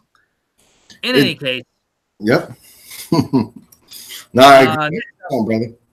Yeah, next up we had AJ Styles backstage with Shane and Vince. AJ says, tell you what, that Fatal 5-Way tonight, you're going to see the real AJ Styles. Teases hitting Vince again, walks out. Shane just kind of looks at Vince and says, you sure you want to see the real AJ Styles? And Vince is like, oh, yeah. So then that moves on. Yeah, he had a little pre-cum in his pants and everything. Vince is so excited. Usually only gets that when guys like Brock Lesnar and Braun Strowman stand face-to-face. Yeah, I mean. Rusev comes out celebrating Rusev Day as well as his United States title win. Had a lot of really good, kind of cheesy moments. Yeah. All of a sudden, Shinsuke Nakamura attacks him from behind. Lana tries to get on, keep Nakamura at bay with a rear naked choke. Nakamura falls right on top of her. All of a sudden, for some reason, all the bumps that Lana's been taking, especially in like ladder matches and shit, doesn't mean a damn thing because she just lays there. And then that was the end of that segment. Yeah, I guess it's because of men, since she was in the ring with men and the man. She didn't. It's Shinsuke. It'd be different if the Big Show landed on her, but it's Nakamura. The guy looks like a freaking light breeze would blow him away in those freaking Power Ranger kite. It could have been a Mosca kick. Maybe she got the Mosca kick, to the face of Shinsuke. Maybe she felt the effect with the head snap. I don't know, but yeah, she kind of played dead or laid there dead for a while. Like I was like, what I was disappointed with this thing. I really like Rusev a lot and Lana. They're perfect together. Those were two I wish could go to All Elite Wrestling, and I will fucking be like, yo, those go there, Lana and Rusev. There's a handful of people in the WWE locker room who would do well in All Elite Wrestling. Ty Dillinger would do way better than he has right now. Tyler Breeze, R-Truth. Yeah, that dude, bro. I don't know. I think we did talk about it, but man, his NXT match against Ricochet was off the chain, and then he fought Dean Ambrose, and the match with Dean Ambrose wasn't as good because they didn't let him go. Like you've seen the match on NXT. Like Tyler Breeze was fantastic when he was in NXT. He had high profile matches with guys like Sami Zayn, Tyson Kidd, Neville. Yep. The guy's been in high profile matches, really good matches. Yeah, but they don't have anything to work with. Dude, he put out moves. He pulled out these moves where I was like, yo, Tyler Breeze, where the hell's that been hiding? And then when he fought Dean Ambrose, I think maybe he pulled two of them out. And I'm like, okay, I see. Yeah, NXT, WWE, totally different, which it's just like, and I think, like you said, man, disconnect is real. If Dolph Ziggler wasn't such a, if he would have said no and said, no, I'm just going to ride my contract out. If he went to All Elite Wrestling, that would be yes. Plenty of guys that could go there and really, shake things up if they get a deal. Yeah. I'm gonna book you an All Elite Wrestling tag title match right now. Young Bucks versus Tyler Breeze and Tyler Breeze and Dolph Ziggler. Whoa, that'll be off the chain. That match would be. I'm telling you, book it right now. Yeah. Hell, I'd even watch Ty Dillinger versus Cody at this point. Like, that'd be a freaking good match because both of those guys can go. Yep, give them 20 to 25 minutes. I'll bet you they get 4-star match. Hands down. Hell yeah. Meltzer would be all over that. Yeah, absolutely. Dude, like I can honestly say, like, and I know there's been whispers about this because there's a lot of people I know in the WWE camp who are not happy with how they're being utilized right now. If they can ride their contracts out to the end, refuse to re-sign and all of that, unless they hold them all up and freeze their contracts like they did with Neville, I mean, there's a lot. We could see a lot of guys shifting their allegiance come, once All Elite Wrestling gets up and running. Yeah. Yep. In any case, next up we had Naomi versus what was supposed to be Mandy Rose. Then turns out that they pulled the old bait and switch. Sonya Deville ends up being the one to take on Naomi. And at ringside, Mandy Rose is wearing a Usos t-shirt, obviously teasing the fact that she was coming on to Jimmy Uso last week in a backstage segment with the mistletoe. Solid match back and forth. Sonya Deville is way better in the ring than I think a lot of people give her credit for. She carries herself well. She knows what she's doing. And especially with someone who's been there as long as Naomi has, the two really put on a decent match, especially for the time that they were given for Smackdown. In the end, Mandy Rose grabs a mic and says, "Oh, by the way, Naomi, earlier today I slid in Jimmy's DMs and I sent him this." And obviously we get a nice little Playboy-esque cover shot of Mandy in a towel, and that distracts Naomi long enough for Sonya to hit some form of finisher where it almost looks like she gave herself a DDT. That was kind of weird. It was weird. At first I thought Naomi countered it. I was like, wait, what? And then all of a sudden it was just like, bleh. So Sonya Deville picks up the win against Naomi. Like I said, a good win for Sonya Deville. Like I said, she can go. She knows what she's doing. It'll be interesting because I'd love to see what would happen if and when Shayna Baszler gets called up, if they would put those two in the ring together. I think that'd be a pretty interesting match. But, overall, like I said, good win. Keeps the program going between Naomi and Mandy Rose, because now we're going to be waiting for Mandy to get her comeuppance on that. So, overall, I thought it was good. How about you? Yeah, it was a good match. I like all three of the women that were involved in this. I don't know if you noticed this, but, they did the whole Mandy Rose entrance. Mm-hmm. So, when they were close to, when they were getting off the ramp, like almost near the box where the ring is, like you couldn't see Sonya's face. It was like blurred out. I was like, oh, I mean, I know they were focused on Mandy Rose, but I thought that was weird. It's just the filter they use. Filter, and I'm like, well, I was like, damn, that's kind of dirty. And then the whole Naomi is like, it's like, how are these matches being booked where you could just say, no, psych, you're gonna fight her, but the ref knows about it. I guess backstage didn't, or maybe they pulled a swerve like, hey, just play my music, and she thinks I'm gonna wrestle her, so she don't know who her opponent is. But this is another thing where it's like, it's wrestling, because as soon as she attacks, as soon as Sonya Deville jumps in the ring and attacks Naomi, rings the bell, and he's like, oh, the match is starting, when it's like, oh, well, okay, so everybody knew except for her who she was wrestling. I like the reveal of the shirt. That really got Naomi hot when she took this, her shirt off and showed the Day One-ish shirt. Classic mind games. Yeah, it would. Well, I think the tattoos are different, but it would be cool if like they showed like maybe a little video of like of maybe her and the Uso talking from the back, and she touching his hair, and maybe kiss her on the cheek or something. But it comes out to be the brother instead of yeah. But yeah, it was a good match, and these two women, I like the SmackDown route when it comes to everything in general. To be honest, I like everything that they do over there, and the women seem like they get a good push. Like even the ones that aren't top tier level. So it's good to see these two women fighting, and we hope that I hope that next year, like all these women like Zelina Vega, well, we'll talk about her in a minute. But, you're seeing these women that aren't the greatest, but they're given chances. And on Raw, you don't really get to see that too much. They'll do like a tag team like we see with Tamina and Nia Jax, but then that's it. It's like, oh, no, that's all they're getting. It's just this, but they're not really growing in the matches. Like these women, right. Good match. And for two new women as Mandy Rose and Naomi, or not, Mandy Rose and Sonya Deville, they need to get more matches. So it was cool. Absolutely. You're right. When it comes down to it, like, granted, we might see like more in-ring action from the females on Raw, but that's just because I feel like Raw is a longer show. They need to fill more time. But again, it's these nonsense, tag matches or what have you, and it's just like, book a one-on-one match and let these ladies go. Let them. There's a reason that you had an all-women's pay-per-view, and granted, there were a handful of tag matches there, but you had a lot of one-on-one competition that was top-notch. Yeah. So let these, and especially with Raw, you've got 3 hours. Give the ladies 3 segments or 3 matches there.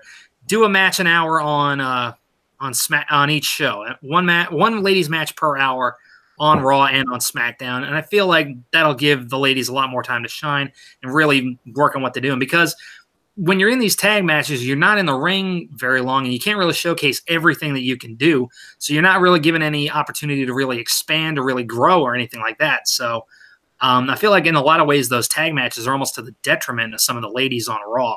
So again, maybe I'm just, to me, it's like, I'd much rather, if I'm in a, this is the best way I know how to describe it because of my background. But if I'm in a musical, let's say, and I've got a big solo that I'm doing like midway through the show, but all the director has me rehearsing is all the ensemble numbers where my voice is mixed in with everything else. That's not doing me any good because what I really need to work on and what I really need to perfect is that solo because that's the one where all eyes are on me. So that's what I need more practice with. So that's about the only way I really know how to relate to it in that regard. So the metaphor may get a little confusing for some people, but that's about the best I can do. Yeah, the last thing I want to leave off on is that you're absolutely right when it comes to Raw and SmackDown, because on Raw right now, like you don't see too many single women matches unless it's Ronda Rousey fighting, for the title. And it's a shame because they got 3 hours, and so all the women pretty much hope for is like, oh, if I wrestle this week, it's gonna be in a tag team match. They don't really get too many one-on-ones, even with 3 hours. When on SmackDown, you could get a one-on-one match, a 3-way match, a tag team match in 2 hours. So it's just different. So hopefully this. Granted, there are a handful of exceptions. I mean, you look at that gauntlet match that we had a couple of weeks ago. You had several one-on-one matches in a row, but at the same time, it's just like, yeah, that's great. But then, like I said, you only give a handful of people that opportunity, whereas there's a lot of other women on Raw who could have used that opportunity. I mean, you had Dana Brooke, you have, the other members of the Riott Squad, Liv Morgan, Sarah Logan. There's a lot of people who could have benefited from those spots that aren't being utilized to their best. But in any case, let's go ahead and move along here. Speaking of being utilized to their best abilities, Becky Lynch interrupts a John Cena promo, basically says, hey, I'm not just here to replace Charlotte on all these billboards. I'm here to replace you too, pal. Tells him that, she's climbing to the top. It's time for him to get out of the way, for somebody else to step into his shoes. That's going to be her. And if he doesn't like it, well, then Nikki Bella is not going to be the only person who dropped him this year. And I'm just like, wow, it's sad when the only thing you can use to get heat on Cena is to mention who he used to date. Like that just seems so hokey to me. But he brought it up, right before. So yeah, he brought it up earlier in the night. It's just like, can we find something different? I mean, sure, you can clown on his hair, but he already did that to himself. So I mean, just. There's a lot of stuff you could always. I guess what I'm getting at is there's more to a man than just who he's dated. The same way there's more to a woman than who she's dating or who she's sleeping with or married to or whoever. Yeah. You look back at Michelle McCool in any of those battle royals or the Women's Royal Rumble that she was in, getting constant Undertaker chants. I'm like, Michelle's good enough on her own. She doesn't need the name recognition of her husband. Give her her own respect. But in any case, Becky and Cena's bickering brings out Andrade Cien Almas and Zelina Vega, who basically run down both of them, which leads to Cena declaring, hey, it's 2019. Granted, we're trying some new stuff, but there's usually an old school way to settle this thing. You two get in here, and me and Becky will take you guys on right now, which ends up happening. Good, solid match overall. Becky starts things off against Zelina. Tags here and there. Great stuff Man, Andrade is so good in these matches, and to put him in a match with a guy like John Cena, even though they may not come out on the winning end of things, to get the rub from somebody who's had the longevity in the WWE that Cena has is really cool for a guy like Andrade. In the end, Becky and Zelina are the legal competitors. Eventually, Almas comes in. Cena hits the 6 moves of doom. Becky then throws him out, saying, "Hey, I'm the one in the spotlight. Get your bitch ass out of here." Zelina tries to take advantage. Becky throws her in the disarm her, and Zelina taps out. After the match, Cena goes to shake Becky's hand. Becky, of course, dips it into the "you can't see me," and then just walks clean the hell off. Like I said, this probably to me was the best segment / match on the card overall, aside from the Fatal 5-Way that we got later on. Haven, your thoughts? Yeah, it was kind of a telltale sign for me. You know, when John Cena was out there, when he dropped, you know, the line, you know, right about now, some man is going to come from the back, because he would never say some man. He would say, draft. Yeah, that thing. Once he said that, I was like, oh, okay. I was like, you could have just said a superstar, like they always do. Superstar is going to come, you know. So when Becky Lynch came out, the crowd erupted, you know. As they do. Yeah, she had a nice jab at him. Give me 1 second, brother. Hold on. No problem. I'll just go ahead and vamp for a little bit while Haven is otherwise occupied. He's got some animals he's got to take care of, so Lord knows they could be causing God knows how much havoc. So I will allow him to briefly handle that situation. So yeah, hopefully you guys are having a good time. We've been going on now for a little over an hour. Don't forget to follow us here at Jack of All Trivia. Like, share, subscribe, do all of that good stuff. Find Haven Pendergast in the Jack of All Trivia Facebook group and ask him if you want to get in on any of our trivia leagues, whether it's wrestling, whether it's movies, whether it's Inner Geekdom, which is your comic book movies, your video game movies, etc., etc. Or if you want to get in on teams, you can always join us over there. So hit Haven up at Jack of All Trivia on Facebook and ask to be added to the leagues. All right, sorry about that. Yeah, there's a bunch of noisy stuff in here. Yeah, man, this was I like Zelina Vega, you know, and all this, and it was a good match. I kind of wish that Becky would have threw him over the top rope. I thought that would have been cooler since we got the Royal Rumble, you know, coming up. She threw Cena through the middle rope. I didn't really know where that was going, because at first, you know, she got attacked, and then you're like, oh, wait a minute, she's gonna actually lose this match to somebody under her, you know. But yeah, they ended up winning the match. She did the "you can't see me" thing, so that was cool on Becky Lynch, and it really shows that the WWE machine is behind her now, and that they might keep her going in the right direction. And a big nod from John Cena. You know, out of everybody he could work with, the first night he's back, he works with a female. You know, and it wasn't Charlotte, so you know, no disrespect to Nicole, but man, this is awesome. Just saying like, yo, she's the hottest shit here. He worked with her. I thought this was really fun match, and you know, there's another guy that we've heard rumors about. You know, that he might not be happy with WWE. So, you know. Yep. In any case. All right. Next up, we had a couple of backstage segments. The Miz pitching concept art for matching outfits between him and Shane. Superimposes Shane's face over Goldberg's body in one particular picture. This was just a fun, ridiculous segment. After that, Asuka is hanging out backstage. Triple H walks up and says, well, who do you think should be your next challenger? Then we had, in this order, Charlotte, Carmella, and Becky join in, demanding shots at Asuka. Triple H says we will take it under advisement, and we will make a decision at a later date. What did you think of both these segments? Obviously, they're teasing the partnership more between The Miz and Shane McMahon. And, of course, whoever Asuka is going to face at the Royal Rumble for the Women's Championship. Honestly, considering it was a ladder match, I'd like to see Becky get her shot back to take the title back, but who knows how they're going to do this up. Honestly, that's the one that makes sense. But overall, like I said, what did you think of both segments? I thought they were both actually entertaining. You know, they hit home. They were right to the point. You know, there wasn't really a lot of time wasted on these things. You know, the Shane McMahon one, that one was funny towards the end because, you know, when he seen the body, he mentioned Goldberg. I was like, yo, that's different. You know, we have a lot of stuff happening when people just name dropping some of these people that we haven't seen in a while. So that was pretty cool. And you know, Shane laughed it off and left. You know, it's cool. Miz is always entertaining, so I thought that was a cool segment.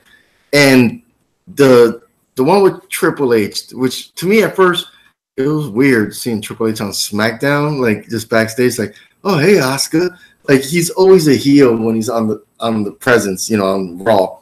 But it almost felt like an NXT, like literally that segment could have been for NXT backstage, where you just walk in the hall and then be like, oh, you know, and he looked really genuinely happy for Asuka.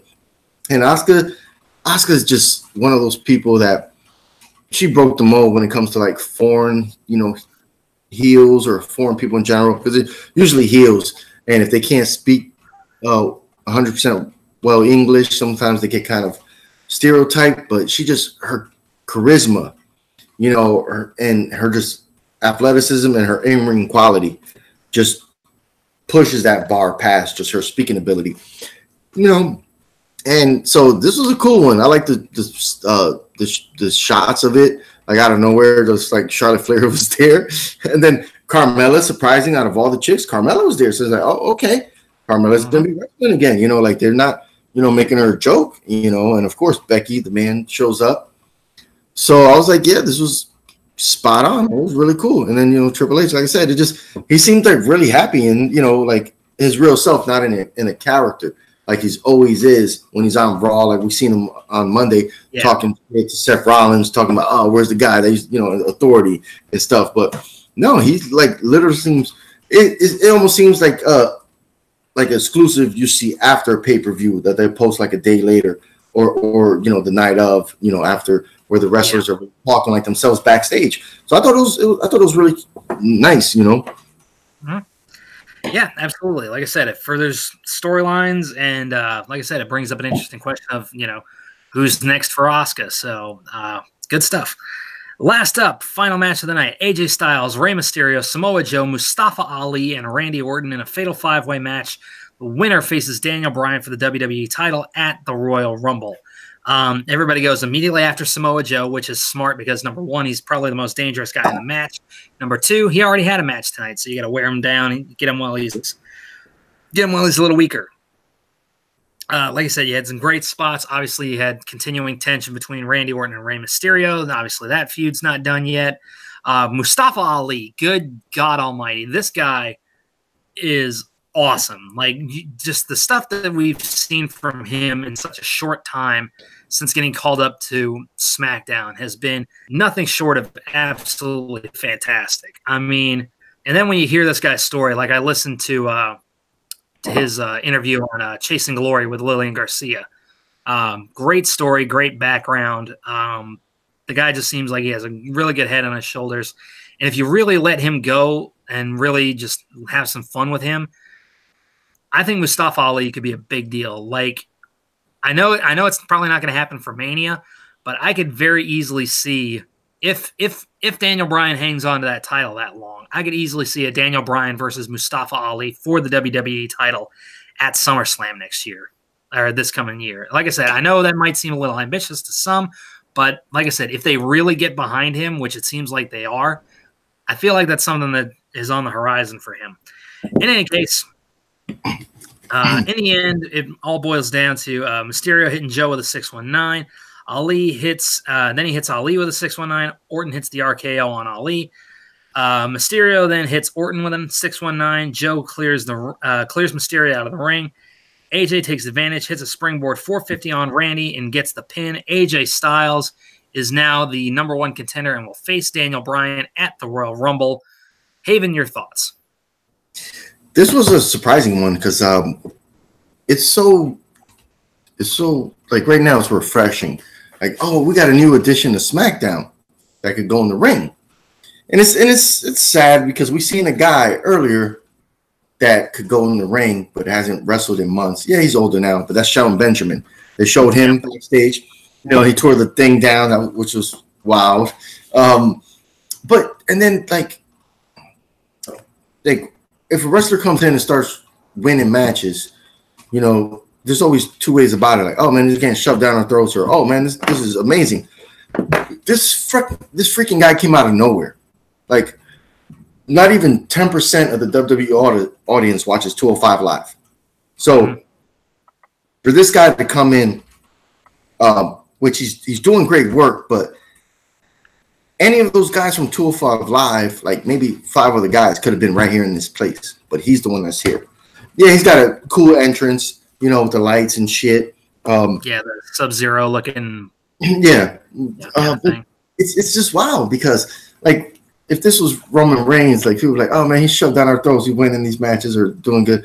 But then when this guy's like, oh yeah, he's been there less than a month. He's you know, he could go in the ring. Obviously, when he was in the ring, when they announced that he was going to wrestle for the title out of nowhere, out of everybody that's on the roster for SmackDown, they picked the guy that wasn't on the roster, and nobody batted an eye. Nobody said anything. Everybody's like, oh, okay, cool. You know, Mustafa Ali's going to wrestle Daniel Bryan. That's cool.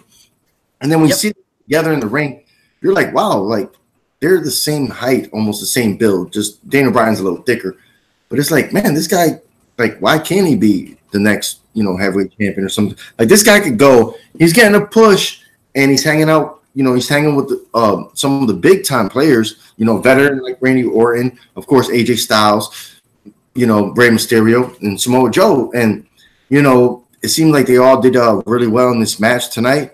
And, you know, yeah, Randy Orton was able to do his thing. I really liked what Rey Mysterio was doing. But at the end of the day, AJ Styles, you know, won the match. And he's going to fight Daniel Bryan. But if Mustafa Ali ended up winning this match and he was fighting at the pay-per-view, nobody would be bitching about it. They'd be like, oh, yeah, man, it's going to be a good match. No, absolutely not. The guy has paid his dues in so many different ways. Like I said, I listened to his story on Chasing Glory with Lillian Garcia, and he talks about how when he was first getting started, because he is Pakistani, they wanted to make him, you know, the evil foreign heel, the terrorist gimmick, you know, saying death to America. But then what he was actually saying in his native tongue was, I love America, I love this country, I love all of you people, and they were still booing the hell out of him. Yep. And he was so sickened by that he started wrestling under a mask so he wouldn't get saddled with those gimmicks. And that was just, like that was the thing, is like, I mean, this guy's been through a lot when it comes to not just his wrestling career, but his life in general. So he's paid his dues on the indies. He was an alternate. He was originally an alternate. Huh? Wasn't he a police officer? He was a cop. And he actually got talked down to because he started going through their database to find like minors who had like bench warrants for traffic tickets, who hadn't shown up for their court dates or anything like that. And he started calling their parents to try to get them in there to get the fines paid, and then get new court dates and get these kids, you know, back out into the street and, you know, avoid recidivism and avoid getting them arrested.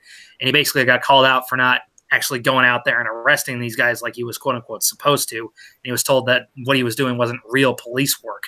And it's just like, good grief. But no, like I said, the guy's got a great backstory. He's obviously, he loves what he does. He has a good heart, and, you know, paid his dues in the indie scene. He was like I said, originally he was an alternate in the original in the Cruiserweight Classic, which I'm surprised they haven't done another one of those yet, because it would be awesome. But then you get to the meat of what he's been able to do on 205 Live, especially since Triple H has taken over, and what the Cruiserweights have really been able to do there with Triple H now taking more of the reins there, and then now what he's been able to do on SmackDown Live. That guy's going to be a star moving forward through on SmackDown. So if nothing else, even if he doesn't get his a match with Daniel Bryan for the WWE title, I could easily see him holding that United States title and really doing something with it if they let him. Hell yeah. Like, it's like I said, just blew me away. You know, I mean, we talk about that all the time, but I know we're still got other stuff. But yeah, it was a great match, and you know, for him to pay his dues and to be there right now on the main stage, you know, that dude is exceeding all expectations.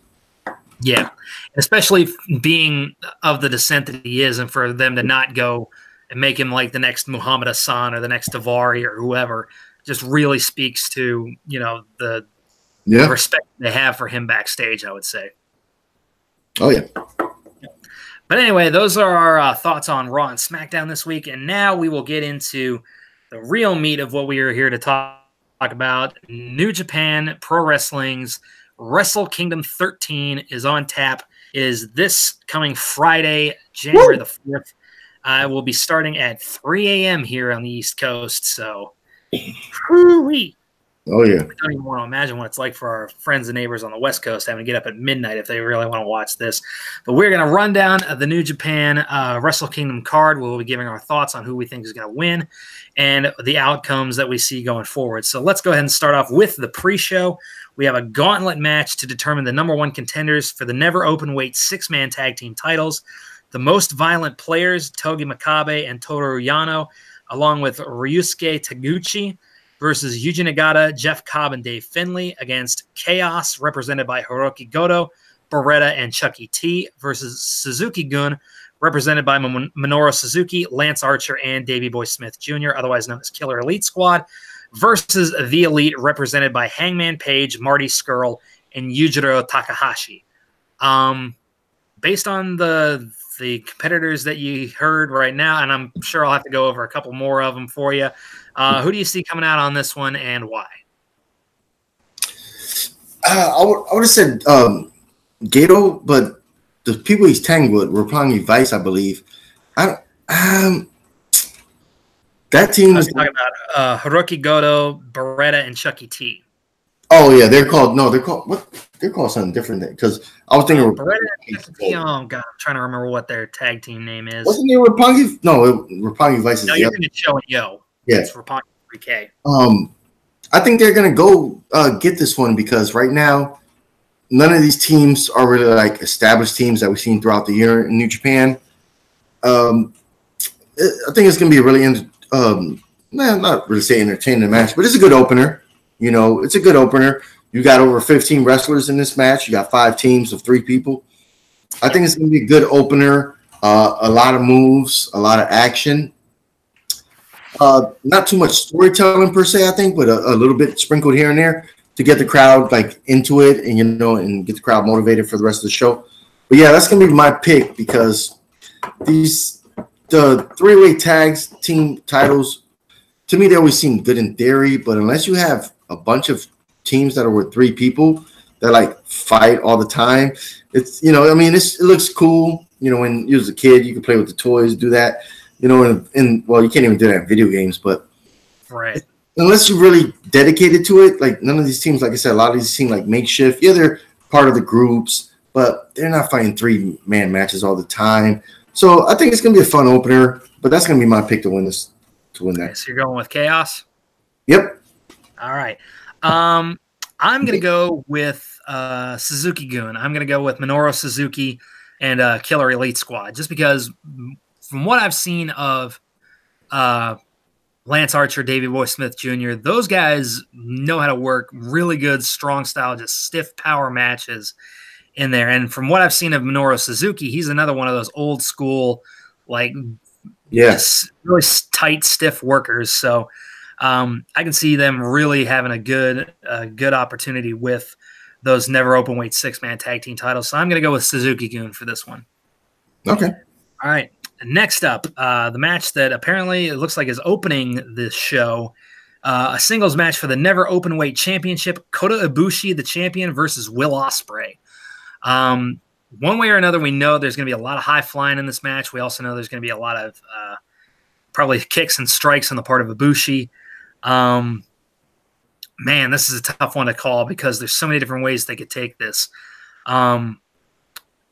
Ultimately, I think Will Ospreay is going to take this because if things in the main event play out the way I think they're going to play out, I think there's a bigger story to be told with Ibushi later on down the line. I don't know. What do you think? This one's another one I was surprised of to hear about because I was like, whoa, like last year these guys would have been in a junior heavyweight match. This would have been junior heavyweight match. Now this year, they bulked up a little bit. Now they're in the open weight. Kota Ibushi is an amazing talent. They had that. These guys are familiar with each other. We've seen them in that tag team match that you see the stuff on YouTube. When Will Ospreay did the flip off the rope, and they turn and the camera, like that was highlight probably in the last like 10 years. That highlight is so great. Yeah. But I think that this might be the calling for both these guys to maybe advance, because I'm thinking, well, I'm gonna pick Will Ospreay to win this one, because right now he could use a title, and Kota Ibushi, now that he's gotten a little bigger, I guess that he could move into the like heavyweight scene. So he's been there a long time, and he's always been a junior heavyweight. So I think I'm gonna pick Will Ospreay for this one. Yeah, I'll agree with you. Like I said, just because of what I think Ibushi could go on to do, I'm going to pick Will Ospreay. All right, next up, we have a triple threat tag team match for the IWGP Junior Heavyweight Tag Titles. We have the champions Suzuki-gun, represented by Yoshinobu Kanemaru and El Desperado, versus Roppongi 3K, Sho and Yo, versus Los Ingobernables de Japón, Bushi and Shingo Takagi. Good grief. And it's a good thing I'm studying Japanese. Otherwise, I'd never be able to pronounce a damn one of these. So, like I said, we got 3 tag teams, junior heavyweights on the line. I'm going to stick with Suzuki-gun. I think El Desperado and Kanemaru are going to retain on this one. What do you think? I'm going to pick Los Ingobernables. I think you can just say LIJ. That's what most people call it. Yeah, Li. Yeah. I mean, I like saying it because it's a Spanish name, which is always amazing to me that a New Japan company has a Spanish name. Yeah, as a Spanish stable. A Spanish name as their stable, Los Ingobernables de Japón. I just love saying that shit. Rolls off the tongue. I think they've been doing really well as a stable, really becoming one of the top 3 stables there, with the whole Bullet Club kind of falling out. You really see the kind of like, damn, it always seemed like they relied on the Young Bucks a little too much when it came to the tag team divisions. So now it's like, oh, okay. I would say, if I'm not mistaken, the Young Bucks are 7-time IWGP tag champs, junior tag.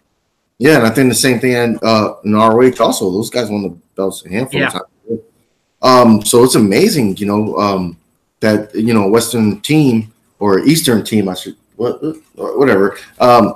Because right now when you see this match, I'm like, but I'm gonna pick LIJ, just because you want to shake things up.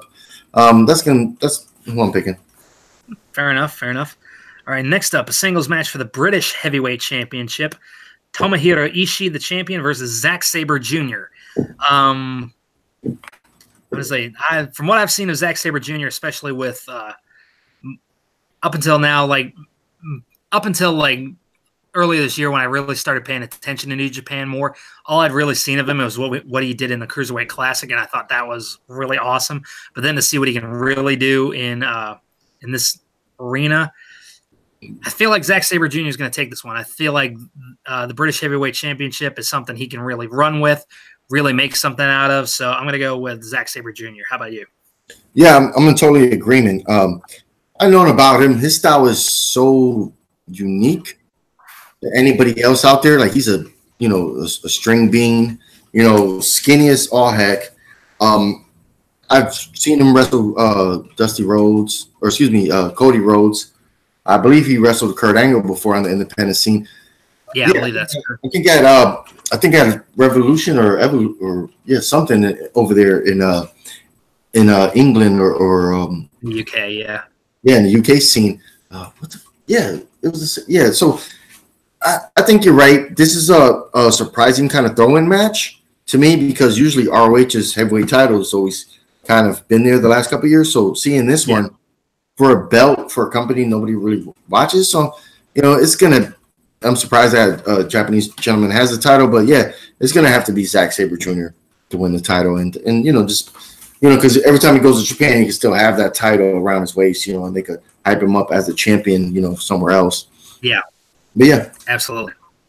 All righty. Next up, for another 3-way tag team match for the IWGP Heavyweight Tag Team Championships, the Gorillas of Destiny, Tama Tonga and Tonga Loa versus Los Ingobernables de Japón, Sonata and Evil versus the Young Bucks, Matt and Nick Jackson.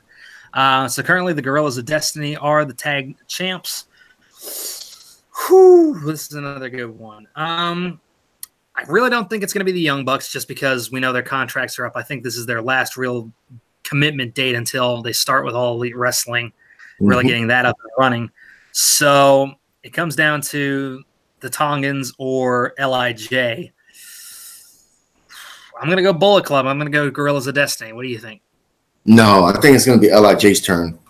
I think that they're going to have a really big night tonight because of the fact that, you know, Bullet Club really shifted, like, and and I think New Japan's, you know, if I was the owner of New Japan or whatever, the president or whatever, I'll be a little sour right now because you had this huge monster as the Bullet Club, and then just because of some contracts, like, it turned left, you know, it's almost like a 180. So they're reshaping it and all that stuff. But I think LIJ is going to take a run at the titles because both of the guys, they've been there less than a year or maybe a year, and Sonata's been doing really well. And, you know, and I believe Evil's his partner in this match. So Evil's been a great hand in New Japan, and he's a proven good hard worker for them. So I think they'll get the titles. All right, fair enough. All right, next up, singles match for the IWGP US Championship. Cody defending against Juice Robinson. This one to me seems pretty clear. Cody's contract's up. We don't really know what the working relationship is going to be between New Japan and All Elite Wrestling. So to me, Juice Robinson's taking this one. What do you think?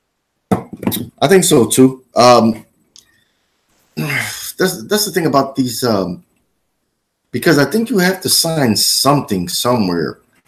And since this, you know, I think Juice, you know, I think Juice is going to have to take this one because I think everybody, like you said, their contracts are up, whatever weird contract they have, because most of these guys are signed to ROH. You know, their contract is up there.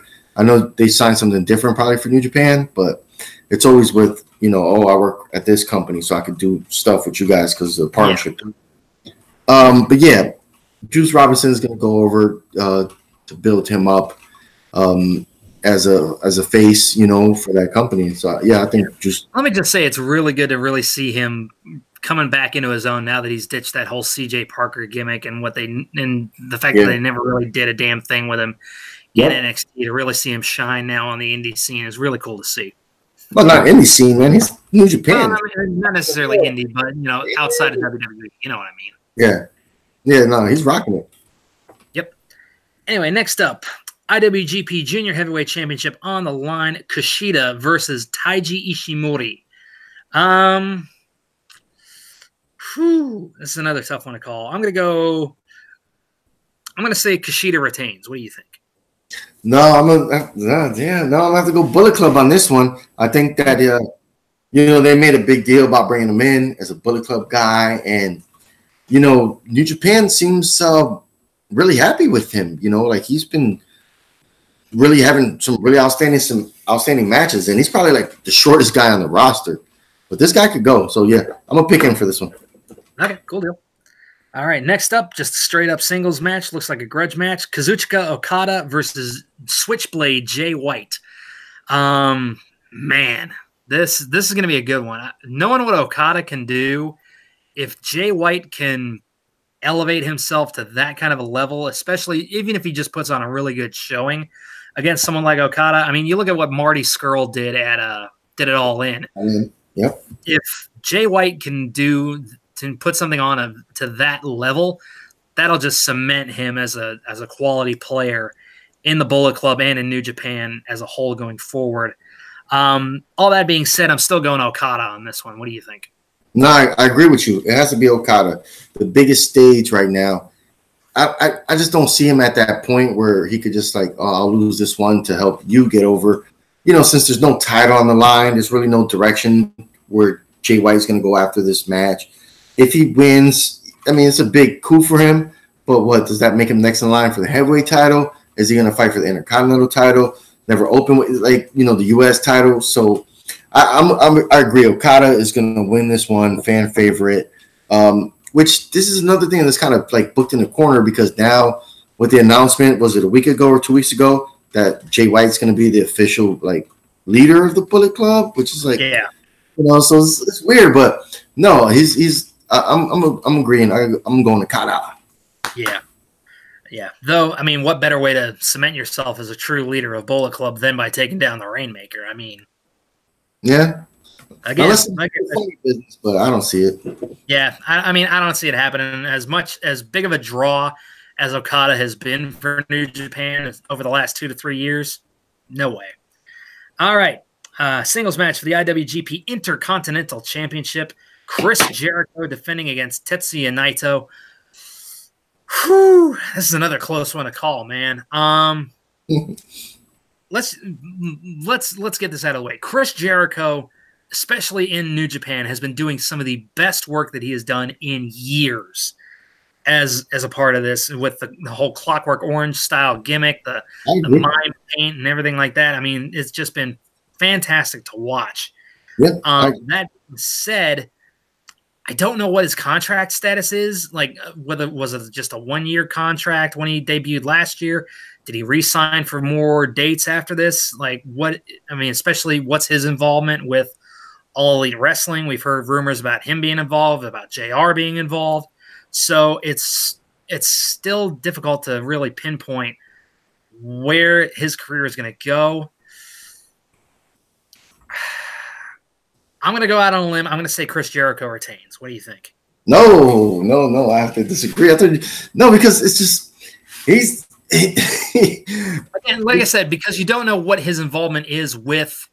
Yeah, but no, All Elite Wrestling. You know, you don't. If it's an on-screen role, if it's like in a wrestling capacity, then absolutely he's dropping the belt. But if he's just more like a consultant or like just like a producer in the back or anything like that, I feel like he can get away with doing more with New Japan while still assisting there. But like I said, I could be completely wrong. But like I said, I'm going out on a limb. Yeah. No, I would agree with you if he was in his 20s, but like he's been there a year and he's had 2 matches. Like, yeah, he's doing the best promo work and character work that Chris Jericho has done. He's had more than just 2 matches. He had Kenny Omega, he had Naito when he won the title, but then he defended against Evil and a couple of show in particular. And he's done other shows. I mean, when he wrestled with the Young Bucks on the cruise, so that's at least one other match. I know it's not a live one, but that was not a New Japan match. That was his match. I mean, it's still a match that he's had. It's still a match on his record, so he's still going at a fairly high level. No, he's had more matches here than Lesnar has. Let's be fair. But that's the difference. That's what I'm saying. It's kind of like comparing it because, like, yeah, Chris Jericho helped New Japan out, but it's been a year. Like, is he 40 yet? Yeah, he's got to be way over 40. He's approaching 50 from what I know. Yeah, that's what I'm saying. So it's been a whole year. Like, what other guy at 50 years old is going at the level that Jericho is right now? But that's what I'm saying. I don't expect him to sign for another year and we'll have another 3 matches next year in New Japan. Like you never know. It sucks anyway. And have like more matches, but I'm seeing Naito winning this one as a consolation prize for them. Really not like, oh man, like hopefully next year is his year if he gets the momentum behind him and the fan support, because he should have been in the main event as of now. But yeah, I see him being Chris Jericho because I think Chris Jericho, has other stuff to do. He might come back to New Japan and do a one-off match, maybe a tag team match this time around. But as he did a couple run-ins and he cussed and stuff and talked, but he's only had 3 matches in the whole year, and he's older, so and he even like just holding up the title for as long as he did without defending it, except one time. Now it'll be twice. It didn't really bother me because Japan has a shitload of titles, but it was interesting, to see him breaking bread with New Japan. So it looked like he's going to just. Here's my thing, and like I said, he could have a few more dates on his contract than the Young Bucks or anybody else. The way I see it, if he retains here, he drops it whatever the next event is, and then he rides off into the sunset. There's a way to do that, but again, like I said, I'm going out on a limb. Yeah. That's one. Last but not least, the singles match for the IWGP Heavyweight Championship. The champion, Kenny Omega, defending against Hiroshi Tanahashi. Again, this one's tough to call because I don't know what Kenny's contract status is. Like, you would assume he'd have something to do with All Elite Wrestling. But again, we don't. As far as I know, I mean, I think his contract with New Japan is close to coming up, but I don't know exactly what the status is. So if there's at least one or two other shows between now and whenever that happens, he could easily drop it there. So, yeah, it's just, to me, New Japan doesn't really do things like that, where they don't have weekly shows like WWE does, and the shows are kind of out. This is like their WrestleMania. I'm gonna say he's gonna lose the title because, and it's weird. New Japan, that's why I don't understand. They sign people to a year contract, right? I mean, they might sign other people for more, but it seems like the foreigners always get like a year contract, even though Kenny Omega has been putting in the greatest work. Last year, when his contract was over, he signed for a year. Right? Because I think the contract shortly after this thing, so it kind of, and which is so crazy that they would risk that, where it's like your contract's running out at the same time where you hold our most prized possession. Like, you would think that is nipped you gotta figure as well, we're not in a similar situation anymore to like a Montreal Screwjob situation where Bret Hart is refusing to drop the title to Shawn Michaels, doesn't want to lose in Canada, holding the company up or anything like that. We don't really see anything like that anymore. There's a lot more honor to the business these days than there used to be. So I can see why they would probably do that and why they'd be a little bit more trusting, like especially with a guy like Kenny Omega, who's been really busting his ass over there the last 3-4 years, however long he's been there. But yeah, I'm also going to go with Tanahashi on this one. I think he takes it. I think Kenny goes ahead and does whatever he's going to do, helping out with All Elite, sticking with his buddies. But yeah, overall, I mean, if this is truly the swan song for the best bout machine, the cleaner, Kenny Omega, he's going to make it a memorable one. And, like I said, all we can say is thank you for everything that you've put into New Japan over the last number of years. So, but yeah, so that is it, everybody. Now I did want to pose one thing to Haven here. I know he didn't know anything about this when we came on the air, but I feel like just for some fun, because it is Wrestle Kingdom, because it is the WrestleMania of New Japan, I feel like whoever loses predictions should have to do some sort of punishment. Oh, yeah. Here's what I'm thinking. Loser has to listen to the whole thing and then give a review of Enzo Amore's new rap album. Oh, God. All right, I'm down. Holy shit, that's torture. Like I said, it seems like an appropriate punishment if you ask me. Yep. But in any case, guys, what do you think is going to go down at the biggest show of New Japan's year at the Tokyo Dome this coming Friday? Leave your comments down below. Like I said, like, share, subscribe. Be sure to follow me over at my own personal YouTube channel, James Shima, if you want to keep an eye on my fitness vlogs. I haven't been posting near as much because it's been the holidays, and with the holidays, you don't really focus on fitness very much. But I am getting back into it. I really haven't gained back a lot of the weight, so I'm really happy about that. You can also join me over on my new channel, Shimanator Productions, which is where I'm going to be posting a lot of my reaction videos, trailer reviews, movie reviews, all of that sort of thing. So you can find me over there. You can also find me here at Jack of All Trivia, running the Inner Geekdom division, defending the Wrestling League Championship, and getting my ass kicked in the movie division, which, of course, I need another match in there at some point. And you and I need to work on another team match, my friend. It's been a while since you and I had a chance in the team division, so we need to get the WD-40 out, grease up those hinges, and get back in the game. Haven, where can everybody find you? Well, they can find me at 4 words, and that is Jack of All Trivia on Facebook. Well, Jack of All Trivia is the 4 words, but you can find me on Facebook and on YouTube. Absolutely. Well, thank you very much, ladies and gentlemen, for joining us. We sure hope you guys enjoyed it. Listen to us spout off about wrestling. If you enjoy wrestling, tune into us every single week. We'll be talking Raw, Smackdown, any significant news. We look forward to seeing you next time. This has been your Backstage Breakdown. Take care.